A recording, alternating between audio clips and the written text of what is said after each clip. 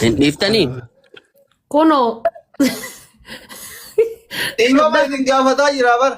Soddaan kiyya gargaaramu qaba kan jedhee ganama kana lolaa ture kun asli raggate amma akkana arrabsitu sanitti.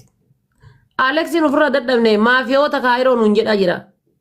Hin jedhu asli. Buchillaan Facebook irratti waan asirratti paawariin qabu arrabsu baatee nu sadagaa.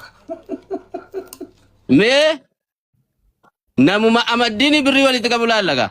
Asliin dammaa isaatti birgitanyaan eenyani. Ani amaddiini miti jechuun. Melilikiin yeroo namoota na jaalatan kumaataman qaba abbaa fire guuruu danda'a. Ani abbaa fire sappoorti gochuu irratti eeyyama nam tokkoon gaafadhu. Daha. Eeyyama miti. No, ay akkatti guurtu qabda sababa quubsaa yoo argatte akkatti guurtu nan beeka. Nama amansiisuu akkana deemtu kan. Abbaa fire gargaaru sababa takka mikinaat eeyyama nama tokkoon barbaadu nuti abbaa fire sappoorti godhu. Eeyyama miti. Eeyyama siin hin jenneen. Waan gootu ofiif gootaa nan beeka. Nan beeka.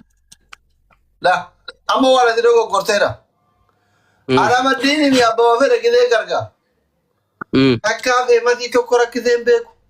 Viidiyoolee dirreetiin hojjedhu. Sheerillee godhaa hin jedhu.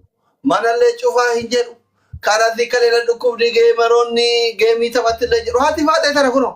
Ka akkasiin nama rakkisullee hiriyyama keessan kabiraati hiriyyama keessa kabiraati. Nama sappoortii godhu qalbii yaa rabbiin laaffisii eessa sappoortii daran jennaan teennetuma waan namni sa'aatii damee urtu daqiiqaa 5 keessatti ni garuu gargaarsi nu goonu maali beektaa? Gargaarsi nu goonu tokkoffaa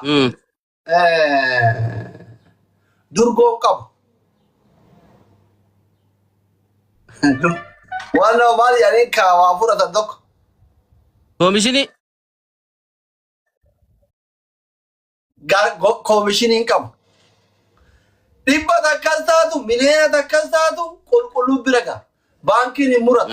Hawaalaan hin muratu. Taaksiin hin muratu. Koomishiniin qabu waan ta'eef miliyoona namni biraa guururra 100 takkaa dooktorri guuruu sawwayya barakaa qabdi. Jala deemnee meeqasii guure jennuun ittiin nama dharrabsinu. Gaafas illee duraanuu rakkinuma qaqqabee amma argatee nun kuttaa'ee nu raggaxaa jira jenneetuma araadaa irraa ta'an. So amma amaddiin nuti soddaadha laal rizinii ittiin guuruu sitti hima waa'ee amaddi. Tokkoffaa ani ijoolleen shanan gibee arrijaalu wannisaa alkabiiru wassagiir dhiiraaf dubartiin isaanii guddaaf xiqqaan isaanii soddoota kiyya. I love you. I respect you soddoota kiyya. Kaleessa gilee suufa bituusan siin mari'adhe waan soddaa kiyya taaneef kabaja soddummaa malu kenneefi jechuudha. Sigaleemi ani soddaa kiyya sappoortii gochuu makiinaa bituu fi mana bituu fi eeyyama namni tokkoon qabadhu anaa fi faamilii kiyya godhu. Kanaaf abbaan barbaade mataan dhaabata. Abbaan barbaade hin dhiisaa jechuudha. Mee anamma yoo gargaaruu barbaade mee isin feemasiin guutu wal gargaara anatti duulaan dhaabadhaa kan gurra dhabulatan. Koy. Rakkoon qabu sun. Koy. Rakkoon qabu.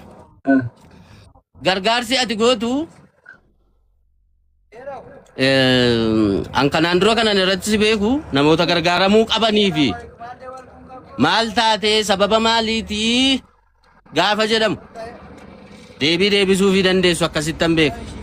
Amma kun immoo soddaadhaa soddaan kabaja. Sodduma noo. Soddaa kiyya kiisuu barbaada. Namoonni na jaalatan kootaa na wajjin kiisa yennaa. Konkolaataa qaba konkolaataa binnaaf ishraaq. Maal ta'e sinuu? Maa keenya ol tufamoo birriin deebisaa ol? Ol deebisa keessan. Silaa baasnee dhannee haadha hiyyeessaa nama lama mana qaxxi goonee ijaarraaf wallaahi laazim lafa binnee fi minaamin keessan irratti malee hin gargaaru. Hin nyaatanu gaa afaan nyaattu afaan. Qoy Aleksi waan jedhu laaltanii qoy amma kana fidaa qoy amee Aleksi waan inni jedhu laaltanii gurbaan kun yoona jalaa qabe qoy. Eenyuun amma amaddiin Itoophiyaa kana qoy garam qoyisi amaddiin Itoophiyaa ta'u. Mana beektaa yoo ni deemaa ni gaafataa mana ermiin deemaa ni gaafataa opheeraa ka jedhu tokko isa ma bakkatti raggatin. Eenyuun opheeraa ka jedhu tokko. maal gaafatan? Asliidhaan guys Aleksii faadha faadhati ergi jedhaani. Asliidhaani Aleksii faadha faadhati ergi jedhaani invaayitiin isaa cufaadha. Gastii irra jira fakkaata. No gastiin jiru qullaa jiran. Aleksii faadha faadha jedhaani.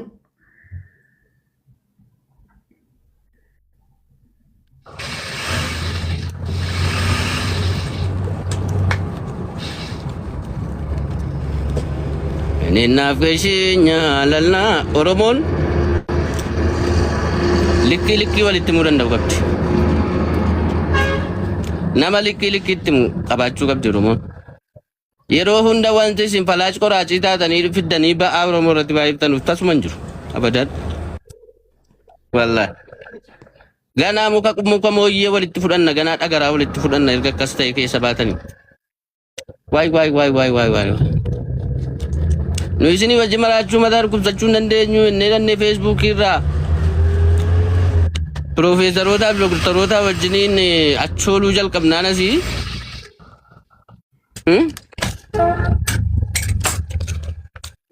Who is next? Thank you Abu Ayman. Who is next? Silaaftuu kana maddiin tasaa akka'e. Who is next? Eenyuun kaa'attanii turtan silaa diraamaadha. Ummata mawwaacoo ummata as kennu korojoo fannifattanii deemtan nagaadhuma kana nama lafaa kaaftanii gaafa namni dhufee shunkurtiin gaafa inni isa gubu barbareen gaafa inni isa gubu gaafa inni dhufee TikTok irratti bo'us akkaawuntii kee ergimee si gargaarsimna jettuun nagaadhuma kana.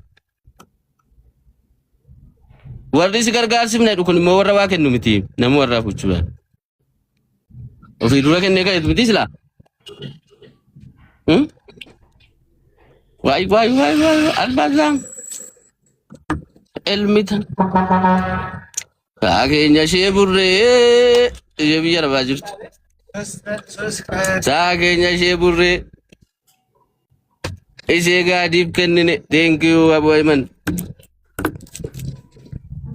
Elmatan baramee kanuuf galchuu didan malee elmatan bakka. Asliin baatee isaa cufa jira bas. Baasin hin gaafanne baaduu sin hin gaafanne.